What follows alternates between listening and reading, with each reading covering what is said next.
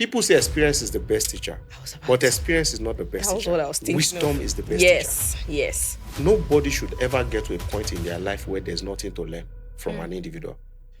If I cannot learn the good things from an individual, at least I will learn what not to do. Anyone who wants experience over wisdom will have wasted years. If you cannot trace a man to another man, you will trace that man to the devil. It takes a fast-moving vehicle to have an accident. There must be one break in your life. If you have a child and that child goes to school, there's how a teacher can beat that child. There's a way the teacher beats that child that even you fight that teacher. Why? That I have sent this child to school does not mean you have all the right to do something. Yes. A mentor cannot do some things in your life. Only a father can do it. A Christian should have a spiritual father because you need identity. Hello, my beautiful people. Welcome back again to another Talkwithbliss Session. Today, we are set for another amazing conversation. We are going to be talking about the subject of mentorship, discipleship, and spiritual fatherhood. And we have the perfect person here to speak about it. And we have the person of drum rolls. I know that you guys already know, but we have Pastor Jacob Odulami. Sir, you are welcome to our midst. So let me tell you guys a little bit about Pastor. Pastor is the resident pastor of the Light Nation Port Harcourt Church. He's also the regional pastor of the South of Light Nation, basically. And he's also the pastor in charge of the Light Army Church. And he's the visionary behind the 100-part mentorship, a platform that mentors people. And we are so honored to have you here, Pastor. We are ready to glean from your wisdom. So before, let me tell Pastor something. I've never told you this. But one thing I really love about you, Pastor, I love the fact that you're very humble. You're very kind and welcoming. There's a way that when I talk to you, just like you want to tell someone, you just have this welcoming atmosphere that somebody just wants to tell you everything about yourself and just overshare. And apart from that, I remember the first time I ever met you or had a conversation with you. I think that period, that time, there was something on my mind that was bothering me. And then you just turned to me and asked me a question in line with that thing. I was like, hey, even I went home thinking about it, though I did not say anything. I just talked about it. I brushed on it. But I went home thinking about it like, wow. And anytime I meet you, there's just a way that even in a conversation, there is a seed that is being sown. You're a very spiritual man. And I want to say, I celebrate you and we're very honored to have you here in our midst. Welcome, sir. Thank you so much. It's a privilege for me also to be here. Yes, I'm here for you. All right, sir. So, I said something to them before that you are the perfect person to speak about this topic of mentorship, discipleship, and spiritual fatherhood. And I'm going to tell you why. I mean, this happened, was it not last week or last 2 weeks? My sister Grace, she was playing a short reel from Instagram. And I thought it was Apostle speaking. Wow. Only for me to turn out it was you. Like, for me that I know you, I know Apostle, and I'm like, and anytime you post a video, sometimes I go through the comments and there are people saying, oh, wow, he sounds so much like Apostle Femi Lazarus. Is he a son? These are even people that they don't even know, maybe you're connected or not, but they just say, how come this man sounds so much? I feel you're someone that have embodied, you follow the man, it shows that you are led. And that's why I feel like you are the perfect person to talk about this today. But before we begin, we talk about the subject of mentorship and all of that. I want you to talk about like how you met Apostle Femi Lazarus, how you became a pastor under Light Nation Global. How has it been? We want to hear the story, all of it. Okay, so let me start, with the comments you mentioned. I check my comment section once a while also. And yes, I get those feedbacks. I think the most amazing comments are the ones where people say, Apostle Femi Lazarus, come out of that body. People go as far as saying, Apostle Femi Lazarus, I see you are hiding in that body. Come out of that body now. Oh my God. Yeah. And there was a time that a police officer even stopped us on the road. We're traveling to, I think, Akure or Ilorin. A police officer stopped us, was trying to check the papers and looked at us and said, are you twins? It was quite awkward. How do I explain that? He's my spiritual father. We're not twins. So I said no, because a police officer, maybe he would not have understood, the subject of spiritual fathering. Yeah. So I get that a lot. And I think it's a good one if they say you look like your father. Yeah. All right, now back to how I met Apostle and becoming a pastor, the journey in itself. So I met Apostle at a point in my life where I was super active in church. I was the president of a fellowship on campus. Okay. I was also the Bible study coordinator. It was a Redeemed church. So there was the youth arm of the Redeemed church that I was privileged to be the leader for that youth arm. And also I was the Bible study, coordinator and all that, teacher. A number of persons were seeing me as a spiritual man that could do many things and whose future is settled and all that. But deep down, I knew that after campus, let me not say I knew, I was just so confused about what was going to happen after campus. So it was in a season of hunger, so much spiritual hunger. And when hunger meets anything, you can eat whatever you want, whatever is available. So I was looking for who was going to be my guide in that season. Because one of the signs of maturity is that one must hold you by the hand to lead you. So that season, I went online. There was a man of God in that season. Now he's really known, but then he was not yet known. He was still. So I reached out to him that, I love the prayer, I love the energy, I love this word, that I'd like you to be my spiritual father. So he told me that no, that God hasn't given him the permission to start accepting spiritual sons and daughters. In retrospect, and maybe I don't honestly believe that. Now, yeah, it's possible, but I felt like maybe he just found a way to discard me. But just a week after, I was never a fan of Facebook. Something just moved me to go back to Facebook. And I opened Facebook, and the first post I was going to see was Pastor Femi Lazarus. It was a write-up. So when I saw the write-up, I read it. I clicked on the page. I started reading other ones he had written prior to that time. So when I read, I said, this is good. I dropped the phone. 2 days after, I found myself going back to Facebook to go and check if he has dropped another one. Then later, I saw myself that entire week just wanting to go back to check until I went back and I read everything. And I also read all the responses he has given to those who asked questions in the comment section. It was until then that I saw that he dropped his mail for somebody in the comments to reach out to him. So I picked that mail. So I wrote a mail to him and I told him, I am this. I mentioned my name, what I do on campus, the fellowship. I wrote it there. If I could get my phone, I will read out what I wrote. I said, I'm that young man that everybody believe all is well with. They see me preach, they see me teach the Bible, and everyone is wild. But I'm so confused about my future. I don't know what's going to happen after my campus days. Then I just wrote everything there.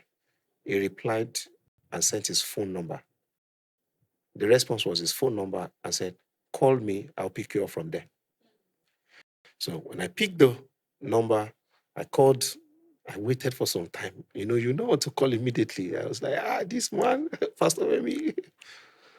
So I called him. The day I called him, I said, I sent you a mail. My name is Jacob. He just said, Jacob, how are you? I said, I'm fine, sir. First question, what do you want me to be? Your father, your spiritual father, or a mentor? As he mentioned that, in my spirit, I heard your father. He said, I'm going to give you 2 weeks to pray about it. I said, I don't need to pray about it. You are my father. It is fatherhood I want. He said, okay, don't worry. We'll catch up from there. And that was the end of the conversation. So after that time, I chatted him on WhatsApp. He sent me 2 messages to listen to. From there, he was so busy. It was the season where Apostle was everywhere ministering. He was so busy. One day I sent him a message that, sir, you are my spiritual father. You don't have time for me. And so much humility, he said. I'm sorry, Jacob, there's been so much work and all that. But we have a platform I want you to join. That was how I joined the Telegram platform. Most of the persons who are in the house today, who's been in the house for long, they will tell you about the Telegram platform. That was the platform that brought many persons together. Then we're having night prayers every day with Apostle. We'll do night prayers. It wasn't just prayer, it was a family gathering. Yeah, it was so good. So after that time, okay, on Telegram like that consistently, then I was done with school, went back home, fasting, praying. I had a platform where I was leading people in prayers and all that. So we always fast and do, yeah. So in the course of the fasting and prayer, I had a vision one day where I saw myself in Apostle's house, in his bedroom. I saw myself lying side by side with him, sleeping on the same bedroom. And I got up to go out. He got up to go out. So we got up the same time and we moved out of the bedroom together, holding my hands. It was as though we needed to stroll and then come back. So we went and returned back to the bedroom. Then I woke up. As at the time I had that vision, I had not spent 5 minutes with Apostle, like one-on-one conversation. I'd only seen him twice. The first time was from afar. We didn't talk. The second time, hey, Jacob, how are you? Hope you're good. That's all. But I had that vision. After that vision, there was a conference that was about to hold in Ibadan. It was ISM, the first batch of ISM. So I traveled to Ibadan for ISM. I went to NYC Family House. Day one, I slept there. I came to church. As I got to church, Apostle dropped from his vehicle to enter. He saw me, just said, oh, Jacob, how are you? It was his first time now seeing me well. How are you? I said, I'm fine, sir. He said, where are you staying? I said, NCCF Family House. He said, oh, no. Move to my house. As he said, move to my house, it was at that point that the vision I had about seeing myself in his bedroom, in his house, us moving out and going in, came alive. Oh my God. So the second day, I packed my bag. Of course, who wouldn't want to leave family house where they give you meat that is like, like, full stop. So that was how I moved to Apostle's house. Wow. So I was privileged to move in there, started living with him, observing, learning. And then over time, I was done with NYSC. He needed somebody who could drive. He just asked me one day, can you drive? I've been looking for opportunities to learn. How will I say I don't know how to drive? So I said, yes, I could drive. Now he said, do you have driver's license? I said, I don't have, but I'm going to get it. I took all the money I had saved, the remaining money for my NYC. I removed that money to go and do driver's license. Then I brought it back to say, now I have the license. When I showed him the license, he said, you are going to drive me to Abeokuta this weekend. That was how the journey began. Yeah. Wow. So when you moved into his house, did you get that one-on-one interaction with him, or was he just always busy and you still didn't get to? So when I moved into the house, yes, we were always having night prayers. Like I mentioned, the Telegram prayer even continued. So he will come out at night to lead us in prayers and all. After that, most of the time, Apostle is inside, is indoor. But once a while, he comes out. Okay. Just once a while. The opportunity you get to talk to him is when you are in the vehicle together. Yes. Or when you return home before he enters the room. Or when he comes out for night prayers before he returns. Yes, those were the opportunities. How long ago has this been? How long? Yes, ago has this been.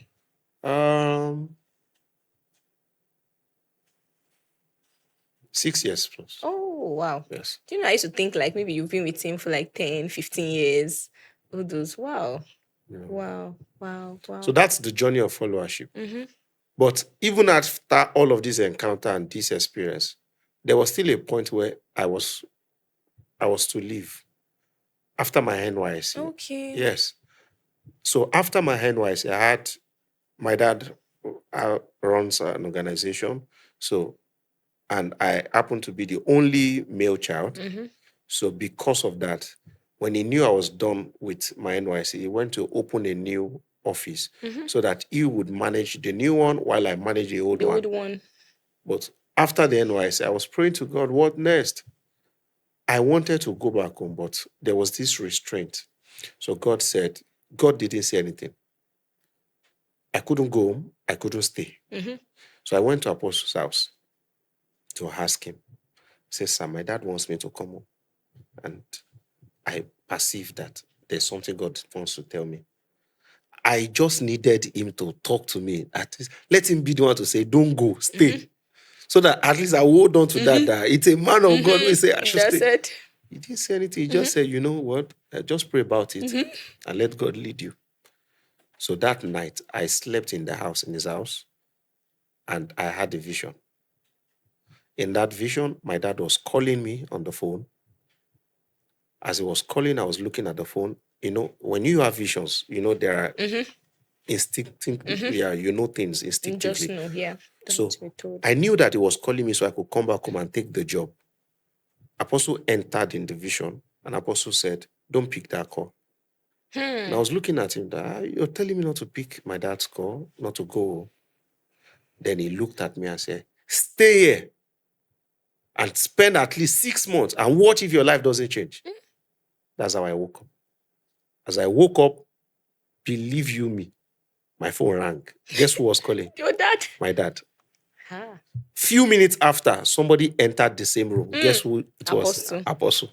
Did he tell you not to pick the call? No, the call had ended. Of course, now in real life, the call, I didn't pick the call.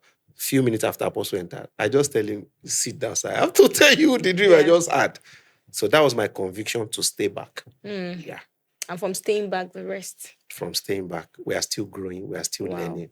Wow. There's still a lot to do. Sharing this story just reminded me of the last podcast I did with Apostle. I was sharing with him how I met him. It just reminds me again that, the journey of the life of a man God is very intentional about orchestrating our steps, directing us and leading us. Because even that was the way I met Apostle too. It was very like God leading me, God speaking. And I think you were saying something about, everybody was looking at you that you're so vibrant, but deep down, I think I can relate to that in the sense that when I gave my life to Christ, I was very passionate, very vibrant. I was on fire for God. You see, vision was like water. If I close my eyes like this, I will see something. I was always having different kind of encounter. And you'll be at that period where you feel like, what more? That was how I was just like, okay, wow, really, all this is happening. Then I started having that nudging to submit under someone, to have a spiritual head, because I'll hear people talk about it and I'm like, okay, maybe I need to have this. But then what now confirmed that to me is that people started coming to me that they want to father me spiritually. Yes. They'll come and meet me, they will even start claiming spiritual fathership for me. And I'm like, no, but like, I've not said it. I want to be sure. They already be calling me daughter and they want to take that role. In fact, someone even asked me that they want to be my spiritual. I had like a lot of people, up to like 5 of them. More like application. They are submit application. Yes. No, not even submit application. There's just a way like when they meet me, they claim it. I don't know if you understand. I get In fact, there was one that was telling everybody that, I started hearing from people that one is even spiritual mother, like I'm a spiritual daughter, started to say things that were not true. Wow. And I'm like, no. So because I understood that for someone you can't just use that word carelessly. I know that people do that. They call people their spiritual father and they don't mean it. But for me, I was very intentional that if somebody would be my spiritual father, me, I'm a very loyal person. I would stay. I'm not someone that wants to move from one place to another. So I needed to take my time. So there were a lot of people, about 5 of them that time. In fact, there was one that even said, he wants, so another person sent me a form. That one you were saying, just fill it and all of that. But I just knew that I want to be submitted somewhere and all of that. So that was how I met Apostle. So even when I met him, God was saying, submit. And for that submission, when I met Apostle, I knew that way to submit. But at that period, I was to get married. And I wanted a situation where me and my husband, we can be submitted to the same person. We don't have something separate. So I decided to wait. So I did not tell my husband anything. We just attended the church. And when my husband met Apostle, he said, yes, this is our church and this is who is going to be our spiritual father. So we have the same spiritual father. But even at that moment, I joined Light Nation. I joined the church. I still didn't believe that there were things I was going to learn until God started to prune me from the place of service. I started to learn, I started to grow. And I understood that beyond the spiritual vibrancy, the place of being taught is not just gifts. And I think this is why I want us to really talk about this, because there are a lot of, one thing I've noticed, especially in the body of Christ, that is a problem, is that a lot of people, the art of discipleship, mentorship, having a covering is starting to fade away. People just, they think the gifting is enough. There's a lot of vibrancy, and it is causing a lot of problem. Like discipleship being taught is scriptural. Yes. Jesus had disciples, and those disciples discipled people that discipled people. It is a chain. Even Jesus told us, another command he left us with was go into the world and make disciples. Not just Christians, discipled people. And so that's why I want us to really talk about discipleship, mentorship, and spiritual fatherhood. So my first question to you is, how important is mentorship?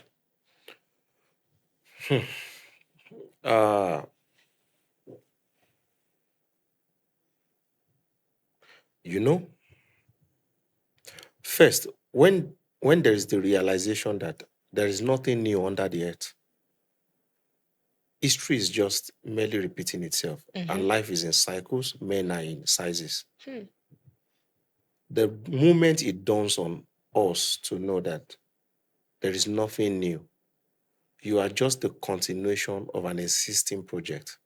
You value mentorship from those who have gone ahead of you. So mentorship is so powerful because the race that everyone's been called to, it's the kind that on yourself alone, you can't get there. So you need both the wisdom and the failures of those who have gone ahead so that you can have speed. Yes.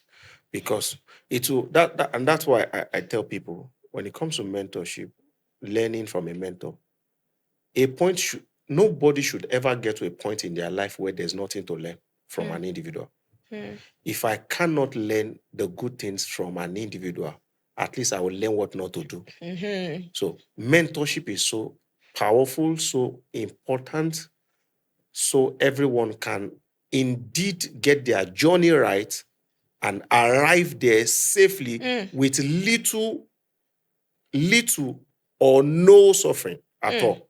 You see, people say experience is the best teacher, but experience is not the best That was teacher. what I was thinking Wisdom of. is the best teacher. Yes. There are things wisdom will teach you, and you can only get it Sir. from those who have gone ahead of you or those who are knowledgeable in that aspect. So, yeah. Oh, that was exactly, when you were talking, that was exactly what I was thinking about, that, people will say experience is the best teacher, but there are some experience you will die. You cannot even learn. The opportunity to come out of it and learn from you. You don't have to experience things to learn. Anyone who wants experience over wisdom will have wasted years. Wasted years. Yeah. Why should I struggle in an aspect where someone who has gone in that aspect can hold my hand and teach me? I think it's in the book of Job. I think it was Elihu when he was talking. Yes. When everybody have shared and talked, he was so disappointed. And he said, I thought that wisdom is by the age. Yes.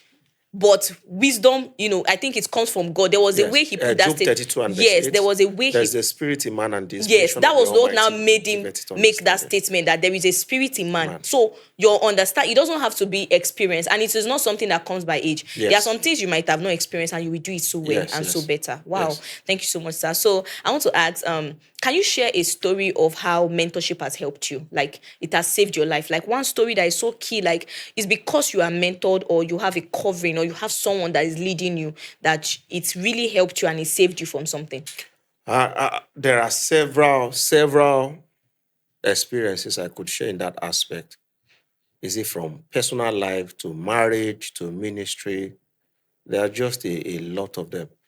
Maybe specifically, I will pick one. So I remember one day I was driving Apostle, and that's years ago. So we're going somewhere. We're going to church, Ibadan church. So, and we're going to pass a place. I saw police officers in front. Those police officers were going to stop us. And I knew they would stop us. But of course, we had the assurance, we have all the papers, everything is complete. So, and I knew that these police officers I was seeing, they were not the usual ones. Because the usual ones who used to be there, they somewhat know us. So in my heart, I had said to myself, once we get there and they request for people, I'll just bring it out and show them. Apostle, he was praying in the vehicle. And he just said, police officers are in front. He said, once you get there, tell them we are the church in that place. I said, okay. But while I heard that, but it didn't really, we are the church in that place. They don't know us. So when we got there, the police officer stopped. Hello, gentlemen, how are you doing? We said, well, fine, sir. Okay, please, can I have your papers? I opened the drawer to bring out the papers. Then he just bowed his head and looked at the police officer and said, hey, officer, we have all our papers complete. We are the church in that place. The man, oh, okay, please, you can go. As we left that place, I'm not going to tell you what happened there. But I'm not going to tell you the experience there, but I learned something. You don't just do what is in your heart. You listen to what your leader tells you to do. Because in my heart of heart, I felt we have the papers. Let's just do it. He said, tell them we are the church in that place. And when he said it, it still worked. So it's a powerful lesson I have learned, that you will not always understand. But if you will trust the process and trust the man, you will still get the same result. Yeah. Wow, powerful. I really want to know that. Maybe when we turn off the camera, I'm going to ask you what happened. Okay, so can you have a mentor that does not know you? For instance, you are following someone from afar. Maybe the person is very busy, because sometimes people want a mentor or a spiritual father, but that person is so busy, everyone is around him, you don't have access to the person. Can you have a mentor that doesn't know you, but you know the person and they are your mentor, but they don't know you exist? Okay, yeah. So when it comes to mentorship, it's basically by inspiration. Okay. Anybody can inspire you. Yeah. Paul the Apostle said you can have, 1,000 instructors, but you have just one father. So you can have a mentor that does not know you, but you cannot have a father that doesn't know you. Yes.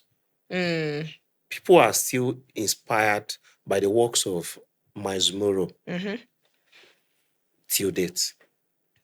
He doesn't know them, and he knows, but they know him, even though he's late. So yes, you can have a mentor that doesn't know you, but you cannot have a father that does not know you. Yeah. Yeah. Good. So what's the difference between a mentor and a spiritual father? Okay. All right. So when it comes to mentorship, just like I mentioned in this, brief example, a mentor is anyone who inspires you in the direction of your vision. A father is not just an inspiration. A father is a guide. For instance, it's like, let's go into biological family. You have a father, but you have uncles. Your uncle cannot claim some right on you. Right? Yes, sir. Your uncle can inspire you, but when it comes to where it gets to, your father should take responsibility for those things. So a mentor is one who inspires you, although a father inspires you too, but it's beyond inspiration for a father. A father is responsible for you. A father, a father is not only going to inspire you, he takes full responsibility for your life. It's just the same way a biological father takes full responsibility for the lives of the children biologically. So a spiritual father takes responsibility. They shape you not just in the direction that you want to go, but in the direction that you don't even want to go. That is, it is possible that you are only obsessed with your own part, but they see the gaps, they see the character modification that needs to be done. So they balance that aspect because they know that you are going to go out there with their name or their seal on you. So they take responsibility. That's why I use the word, they take awesome and holistic responsibility on you in shaping conduct, in shaping your faith, in shaping your character, and in inspiring you in the direction of your vision. Even though they may not be going in the direction of your vision. Yeah. Wow, powerful. For a mentor basically, in usual cases, mentors are only those who are in the line of your vision.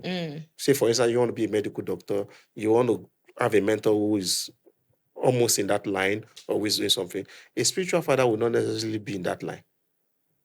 So he's responsible for everything in your life, not just that aspect. Yeah. So must a Christian have a spiritual father?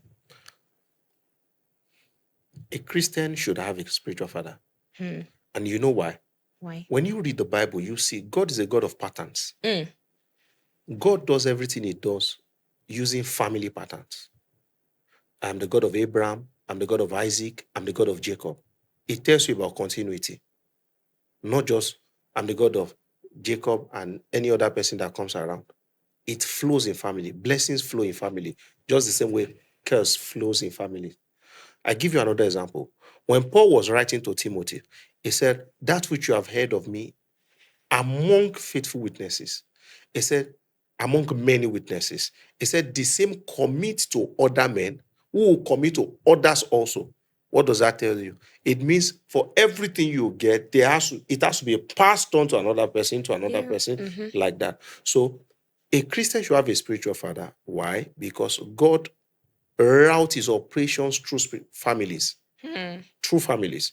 Wow. That's why it says God sets the solitary in families.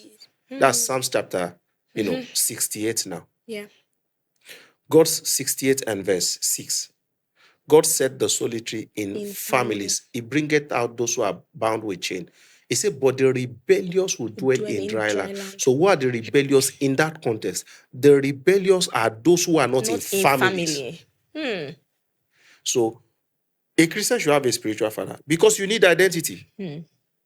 If you cannot trace a man to another man, you will trace that man to the devil. So father will, and you see, there has to be somebody who will give credibility for what you do. Even Jesus needed credibility. John the Baptist gave him credibility. So every Christian should have a spiritual father. Yeah. Let me ask a question in line with that. I give you one more. Okay. It takes a fast-moving vehicle to have an accident. There must be one break in your life. And that's your spiritual father.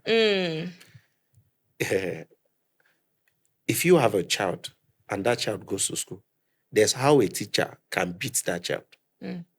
There's a way the teacher beats that child that even you fight that teacher. Why? That I have sent this child to school does not mean you have all the right to do something. Yes. A mentor cannot do some things in your life. Only a father can do it. Wow. Thank you. Thank you so much, sir. Okay. Do you believe that spiritual fatherhood is like a backup system when the family fails? I believe so. Okay. So, do you want to say something on that? I believe so because it was Abraham, Isaac, Jacob. If every family would uphold priesthood and be not just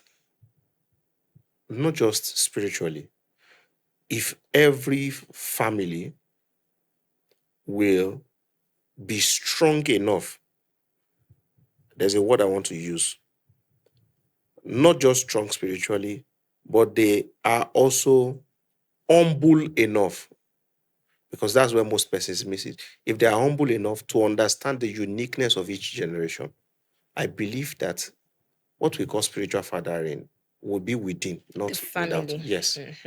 It will be within families, not outside. Okay. Yes, I believe so. I believe it's a backup. Yeah.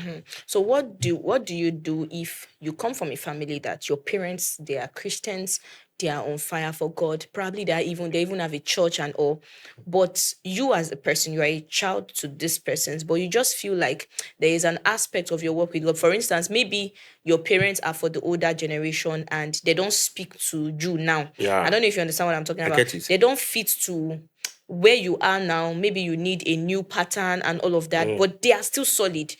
And now you now found a man that you want to follow and you want them to be your spiritual. How do you find the balance? Okay, so there's this saying Daddy Gio said some time ago. He said you keep old friends as gold, new friends as silver. There's no new knowledge that should make one dishonoring to their parents. And there should be no new relationship that will make you dishonor your parents.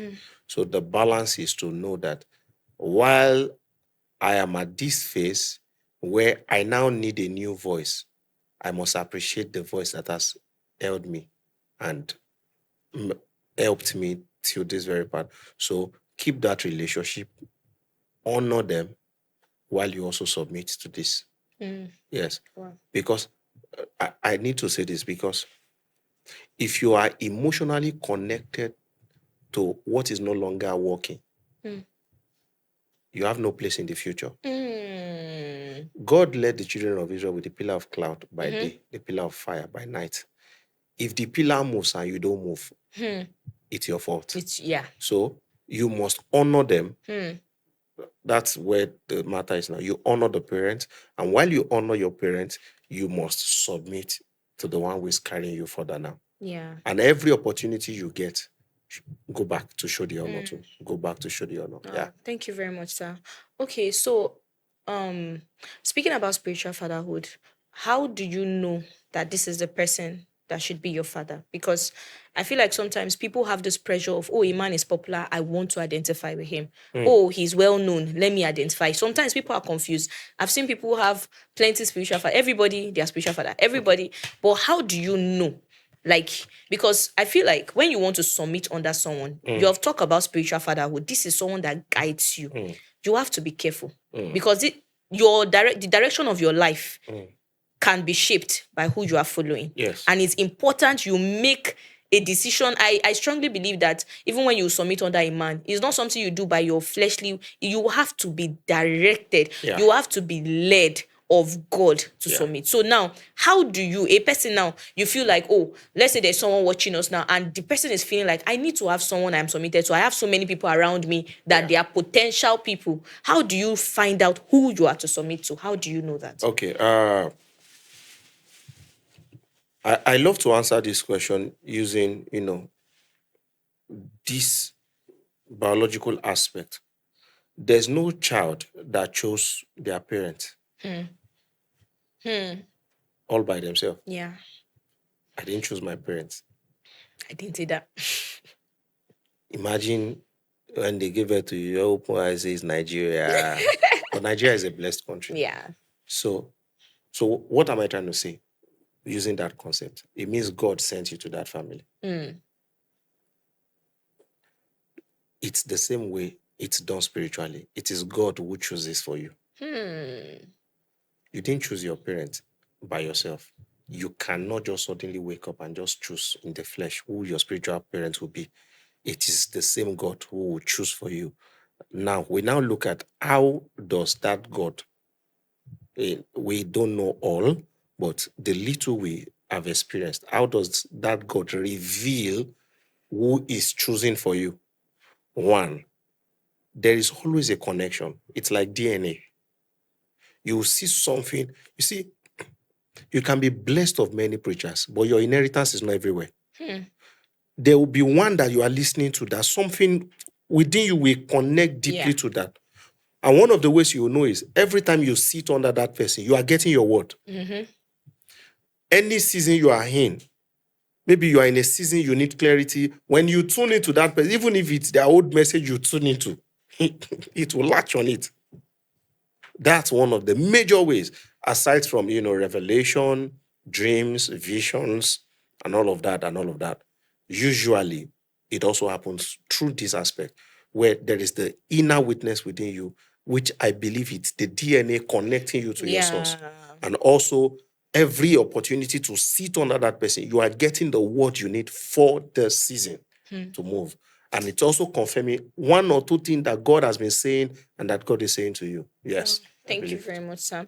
So how do you follow a man correctly when you want to submit? Because I also believe that a lot of times people have spiritual father and they don't know how to be submitted to them. For instance, I will speak of myself. Personally, I've never really had a biological father. So even when I got to submit under Apostle, I mean, there was a point in my life, if I say Apostle coming, once I sight him, I'll pass another road. I don't want to see him. I just don't know how to build. How do I even follow? You understand? So I had to learn it. So if there's someone watching, maybe they have a spiritual father and they have still not gotten to that point where they are submitting, they are following correctly. So can you talk on that? Okay. So I like to use the John 21 method. When you read John 21, there are a series of events in John 21. Jesus eventually spoke to Peter and said, love us more than this. He gave him those three. But when you read the latter part, the last 3 verses of John 21, it touched me deeply. The day my eyes opened and I saw it. John, the beloved, he wrote it there. John, he wrote it in John 21. He said it is the disciple that Jesus loves that is writing this. So, one of the ways to follow well is to know that you are loved more than the fellow telling you. For instance, I give you, if I tell a spiritual son, I love you, it is not as powerful as the spiritual son knowing that he is loved. So first thing first is know that you are loved. And when you know that you are loved, it now takes second step, vulnerability. That's being open. The fact that people have spiritual parents, that they are not, people can have spiritual father or spiritual mother that they just have around there like one of the friends. It takes vulnerability. Why? Because your coach is not intimidated by your strength. So your weakness cannot be a challenge to him. So you want to have somebody you'll be vulnerable with to let them know what's going on with you. Let them, and I tell you as one who struggled with this too, everything changed the day I became vulnerable to say, this is my spiritual father. I have nowhere else to go. So my wife knows there's nothing I cannot discuss with my spiritual father. There's nothing. There's nothing I cannot say. So it was until then that I now, because let me say something to you. Even when you are a father to somebody, as a spiritual father, when you're a spiritual father to somebody, no matter how much the fellow say they are following you, somewhere in your heart, you still be careful. It is their vulnerability that now gives you the assurance that you really need to be involved in their life. Because a father too must have seen many other persons. You must know that you are not the first son or first daughter. And you can suffer from the damage that the previous generation has done to a father. So you will not expect a father to just be around, to be talking anyhow, you get. When you see a father who is 100% available all the time and always talking, he's not a father. A father should be busy. Yeah. Thank you. So it's your vulnerability that will bring you close. Number one, I said love. The understanding that you are loved and believe it. Then number two, you are vulnerable to discuss, to open up and be open to. Number three, humility. Yeah, thank you. To be humble enough to know, like I said, no coach should be intimidated by the strength and the achievement of their team members. You are there to guide. So you are now humble, regardless of the result you have, to still go back and submit there. With that humility, it will help. Let me add one more. It's inexhaustible. Let me add one more. You need the remembrance of the first phase of meeting with that person. It's also part of humility. You see, when you read Deuteronomy chapter 8, you read from verse 3, it talks about do not forget when you have eaten, when you are full, and all those things.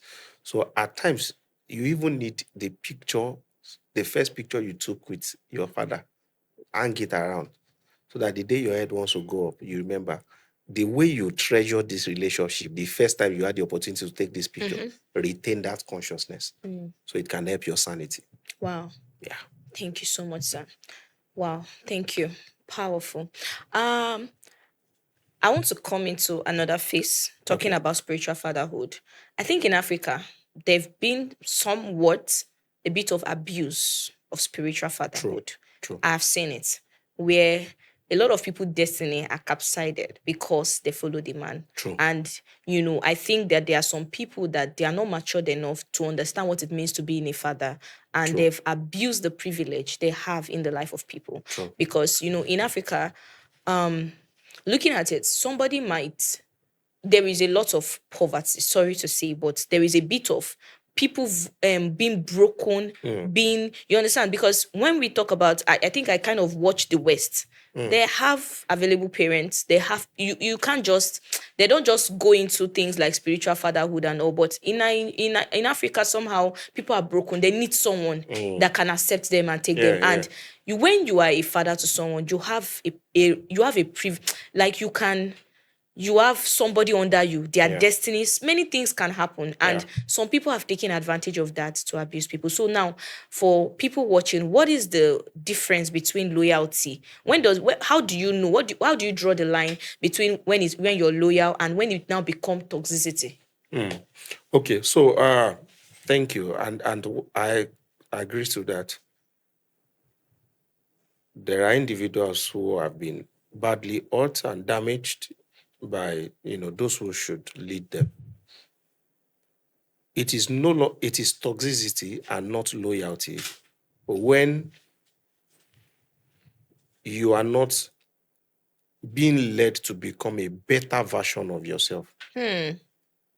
Rather, you are being led to become like them. That's one. Number two,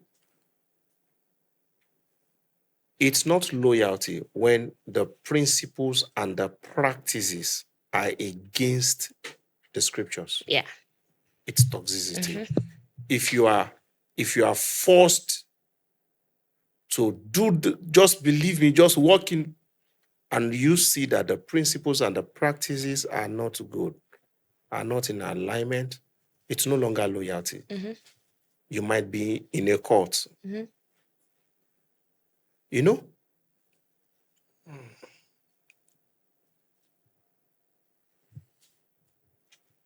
Basically, let me just put it this way. The goal of spiritual fathering is not to make another person, another me. And when I say another me, I mean that will be my exact duplicate. Yeah. Yeah, the fellow can go with my spirit, but we function in their uniqueness. Yeah. But if they have to function everything like me, I am modifying them to be like me. It's not loyalty. It's toxicity. Number two, if you are very afraid of your father, like fear gripped all the time, you can't even come out. I mentioned vulnerability. Yeah. You can't even come out to talk with your father. You're afraid. Why? You might be talked down. You might be. Your eyes sees it all. Yeah. Wow. Yeah. I love what you said. You said if the person is not following the scriptures, because the Bible, even Apostle Paul was saying that you follow me as I follow Christ. Yes. That's the goal. And I like what you said, perfect, about spiritual fatherhood is not about you becoming that person.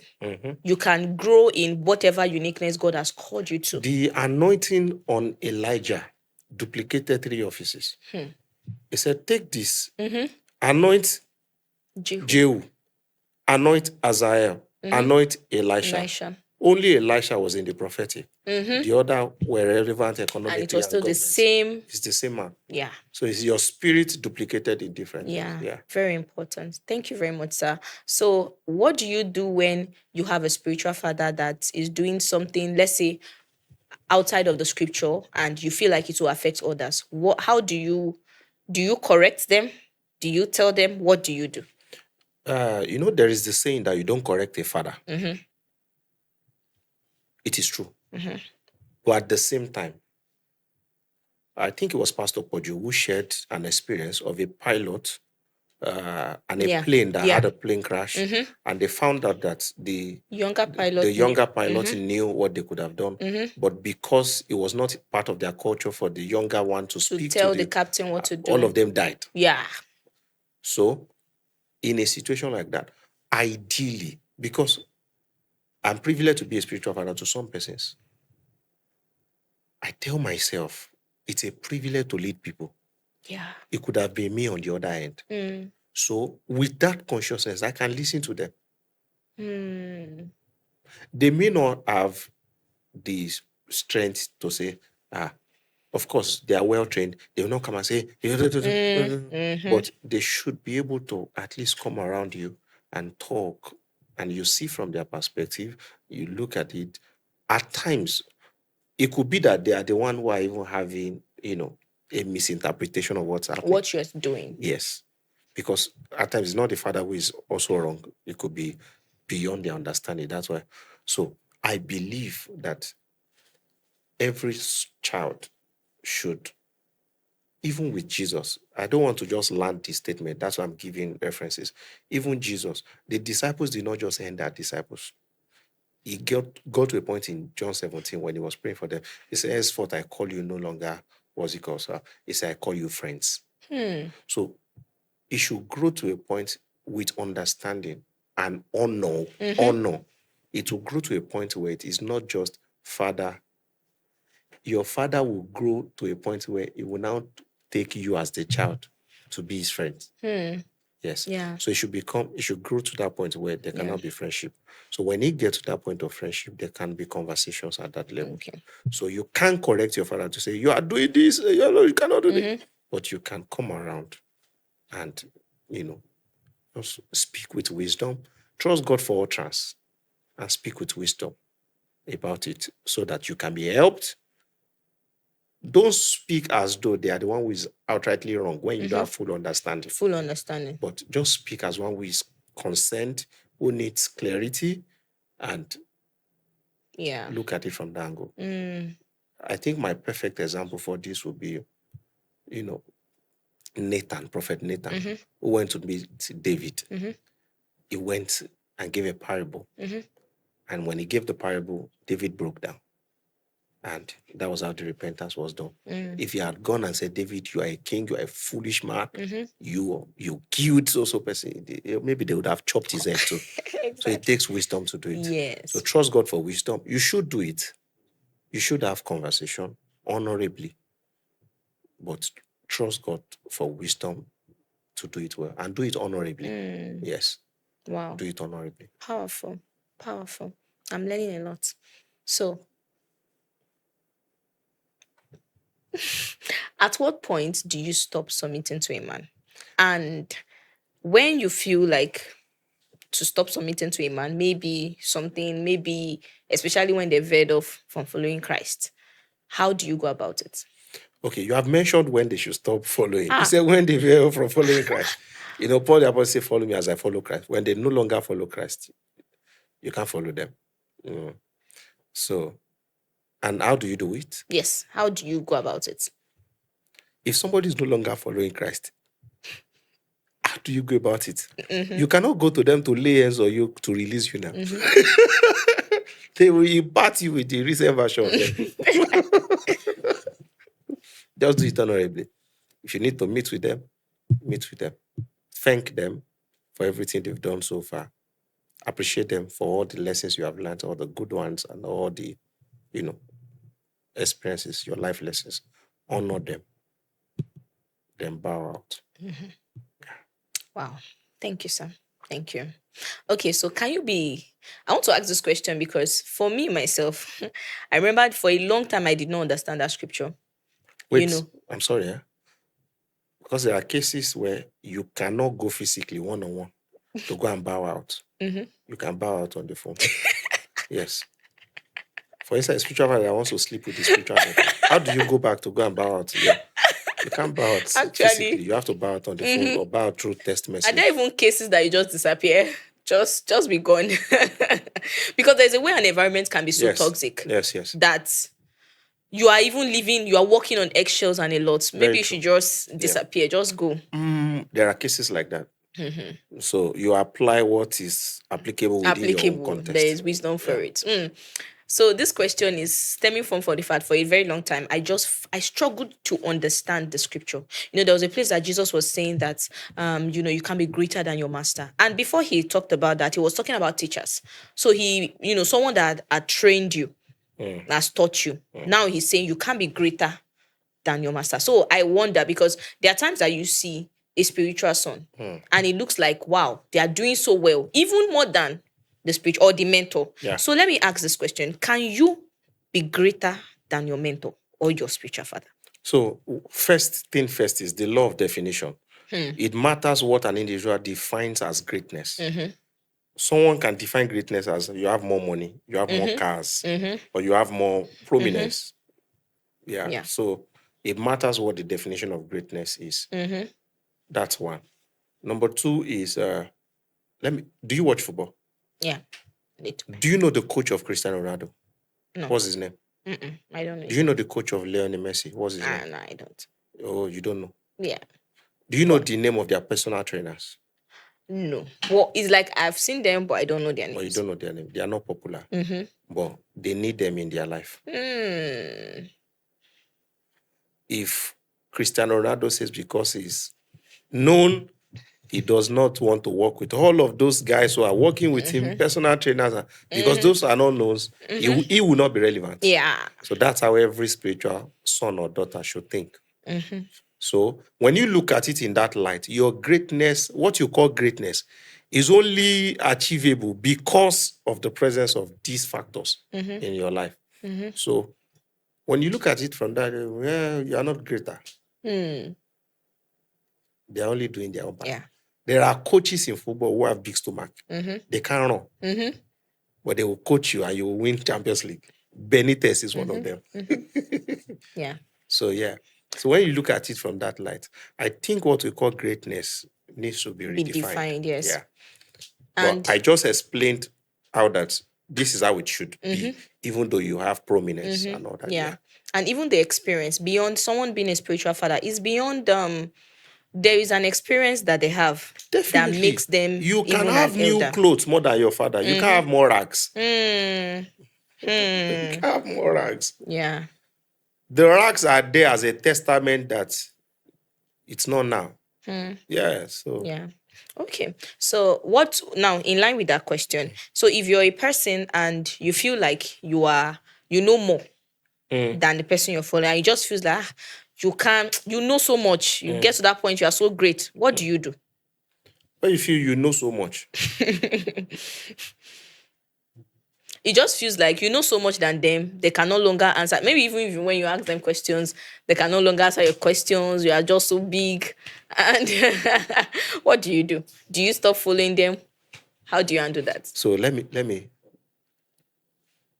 I don't want to mention names on this podcast, but there are some fathers of faith that they've never shared Greek and Hebrew before.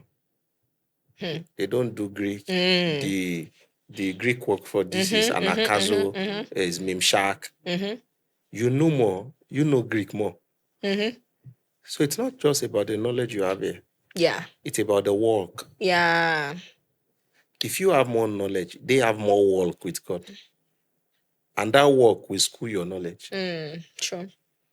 So you can have more money than your father. You can have more authority than him. If he's a genuine father. True. I give you another scripture. I think this is 1 John. When it was saying, he said, I write unto you, fathers. He said, I write unto you, son. Why? Because I'm trying to remember now. He said, because you've I don't want to confuse the father for the son now. So when he was speaking about Father Shah, he said, I write unto you, fathers, because you have known him from the beginning. You have known him, that is the Father, from the beginning. When he was speaking about the Son, he was speaking concerning their faith in Christ Jesus. When he was speaking about the Father, he's speaking about knowledge. What does that mean? It means when it comes to fatherhood, it's about their knowledge. That is, their walk with God. Mm. And that walk is stronger than the knowledge you are just acquiring now. Everything you see in Deuteronomy chapter 8, it was anchored on all the promises God had given Abraham. So, all the works that God did in the days of the fathers are the one to communicate it to the son. So the son will have knowledge, we have all of those things, but the father has a walk with God. And with that walk with God, that's the most superior thing. All right, sir. Yeah. Thank you very much. We're wrapping up. I just have very few questions. First and foremost, I want to ask, not first and foremost, well, last and lastest. Okay, so in discipleship, I want to talk about discipleship. How do you disciple a person? Because I know you disciple people, you mentor people. How do you disciple a person? And you disciple them in a way that you don't create dependency on you. You disciple them to be able to, they don't have to depend on you. They can think for themselves. They can also grow. How do you disciple them? So, to disciple a person or lead an individual in a way that they are not dependent on you, your teachings and everything you do must not be you-centered. If it is centered on you, they will depend on you. I agree. If I tell them how I fasted 50 days and God has given me the power now, and everybody I'm praying for, they're the ones having the power, they will come and touch me. If it is centered on me, they will come for me. If it is centered on Jesus, they will focus on Jesus. Yeah. Powerful. Wow. Let's leave it there.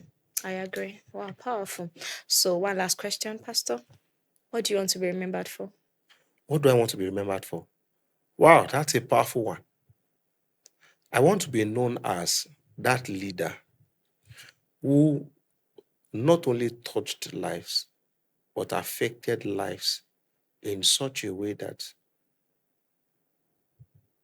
it is not only seen, it is felt that this is art-led. That's why I call myself art-led transformational leader. It's my leadership knowledge is not just from book. It is from the heart.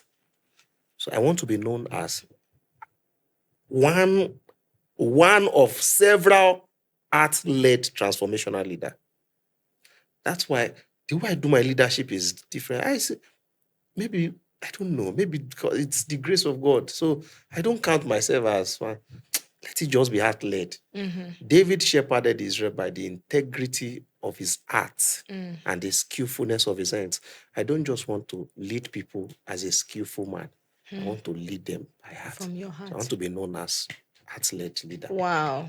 Thank you very much, Pastor. We've gleaned so much of your wisdom. Like, there are some of the things you are saying that I don't want to talk. I just want to settle in with it. That's why I just keep pausing, but I have to record, but I'm going to go back to it. Thank you so much. I've learned a lot. We've gleaned much of your wisdom. Thank you so much for coming on the Talkwithbliss session. Thank you, sir. And for those watching, you want to connect with Pastor deeper, I'm going to be leaving the link to his page in the comment section or in the description box. And if you want to, he has a mentorship platform. And like I said, the heartfelt transformational leadership. If you're looking for someone to mentor you, or, now we're talking about inspiration, then you can graduate if you need a spiritual father and all. But if you want someone to mentor you, because you need to be mentored, you need to be taught. We've talked about that today. He has a mentorship platform called the 100 Parts. And we're going to also be leaving the link in the description box, and you can do well to follow. Thank you so much for watching, and see you in the next episode. Bye.